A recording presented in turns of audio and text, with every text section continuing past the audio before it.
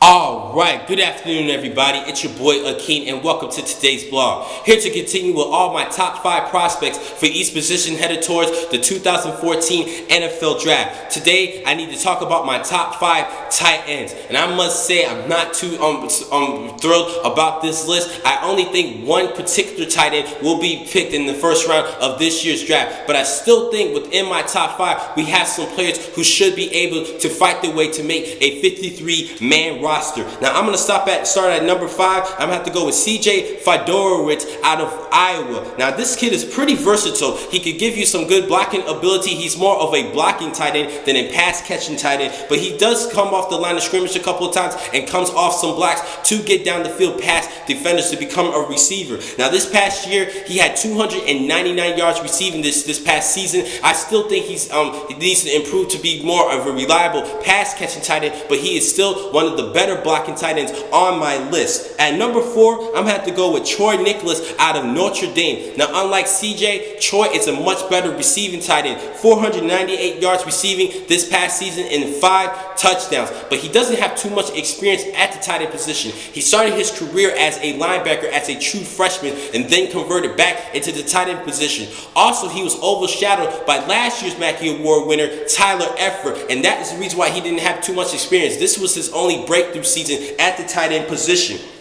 At number 3, I'm going to have to go with Austin Seferian-Jenkins, this year's Mackey Award winner out of the University of Washington. Now, this kid has broad shoulders, long horns, long arms, and strong hands. And he has a good size, a 6'6", 276 pounds. Might need to worry a bit about the fat of his weight, but he still is an outstanding size. Just needs to muscle up and lose the fat, but I still think he's a great tight end. He can even step up as a run blocker. Now, he doesn't have the straight line speed that you're looking for, and he runs a 4.75 40, and he's not too much of a deep ball threat, but his route running, especially the corners and even in the middle of the field, he's an outstanding route runner who can catch you some balls and even catch some balls off of tight coverages. Now, another issue that he had to deal with early and back in 2013, March 9th, he had suffered a DUI charge in which he did admit, and he held himself accountable for that DUI. Now, that kind of scared some scouts and some teams, but I still think he's a great tight end, especially as a pass catching tight end. I think teams will overlook that just a little bit because he did show some maturity and that he held himself accountable for that. At number 2,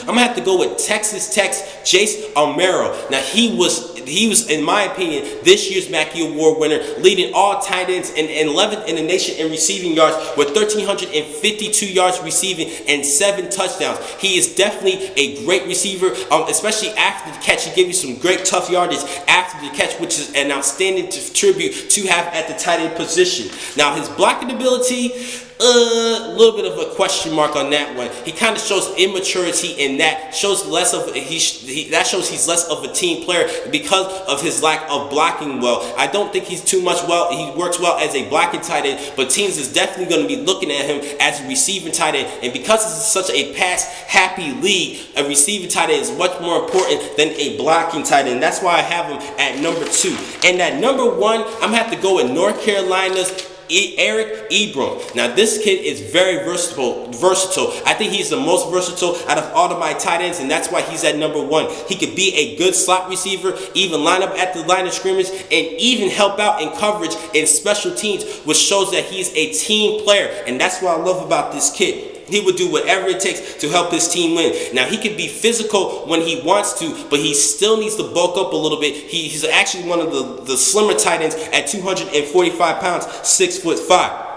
Still a decent size, a great size, but he just needs to bulk up a little bit and be more physical as a blocker. But he can be physical when he wants to, but he does run a 4.65 40, which is a lot faster than most of the tight ends on this list. So that's why I had him at number 1. Very versatile, very reliable, and one team in particular I know they have their eye on is the Buffalo Bills of the first round of this year's draft. Now I have a couple of honorable mentions I need to talk about. 3 of them in particular. Arthur Lynch out of Georgia. He's a good tight end. He can even block as as well. Marcel Jensen out of Fresno State, he's been getting a little bit of buzz this offseason, as well as Wisconsin Jacob Peterson. He had, I believe, over 300 yards receiving this season, and he helped out a couple of 1,000-yard rushers in Melvin Gordon and James White in the running game. I think he could be very reliable, and I think he should be able to make a 53-man roster. Now, my sleeper this year, just like the wide receiver position, I have to go with another D2 player, and that is Joe Don Duncan out of Dixie State. Now, for these past 2 seasons, he collected 1,994 yards receiving at the tight end position, and he is the first wide receiver or receiver period for Dixie State to have over 1,000 yards. He had over 1,000 yards this past season and 13 touchdowns. I think he reminds me a little bit of Brandon Myers, and I think he could be a good sleeper even in fantasy football and give you a couple surprising performances in the National Football League. Seriously, I'm starting to believe in this kid. He was started his career as a JUCO player, then he went to Dixie State, had over 900 yards as a junior, then was hurt in 2012, but came back this past season with over 1,000 yards. This shows us that this kid has a lot of heart, and I think a lot of teams will definitely look at him in the mid-rounds of this year's draft, and that's why I have him as my sleeper this year. Now, the next time I'm going to catch you guys with another top 5 will be on Friday if I get through this storm situation in the state of Maryland. And I'm going to give you my top 5 tackles. Thank you for watching today's vlog. From Pro Football Exclusive, I'm your man, Akeem McCall. Be easy.